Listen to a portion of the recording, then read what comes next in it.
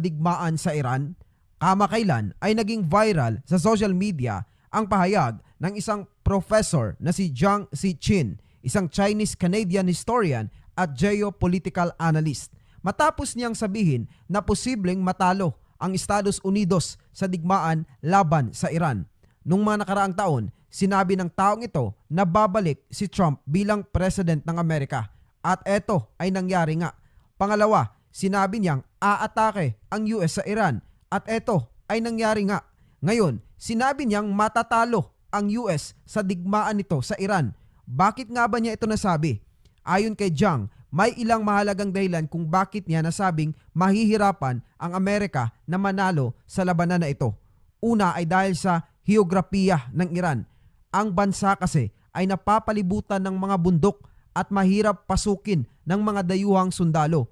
Kung sakaling magkaroon ng ground invasion, magiging mahirap para sa US na protektahan ang kanilang supply lines at umatras kung kinakailangan.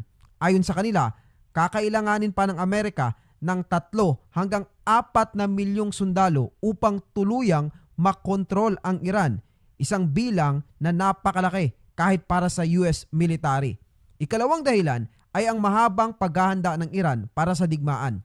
Ayon sa pagsusuri ni Jiang, halos 20 taon nang naghahanda ang Iran para sa posibleng labanan laban sa Amerika. Mayroon itong malawak na arsenal ng ballistic missiles, drones at irregular forces na maaaring gamitin sa tinatawag na asymmetric warfare, isang uri ng digmaan kung saan ginagamit ng mas maliit na bansa ang hindi tradisyonal na taktika upang pahinain ang mas malakas na kalaban. Ikatlo, sinabi rin niya na may mga kaalyado at proxy forces ang Iran sa rehiyon tulad ng Hezbollah, Houthis, Hamas at iba pang militias. Sa kanyang pananaw, maaaring gamitin ng Iran ang mga grupong ito upang palawakin ang labanan sa iba't ibang lugar sa Middle East at pahinain ang impluwensya ng Amerika sa rehiyon. Ikaapat, binanggit din ni Jiang ang ekonomiya at gastos ng digmaan.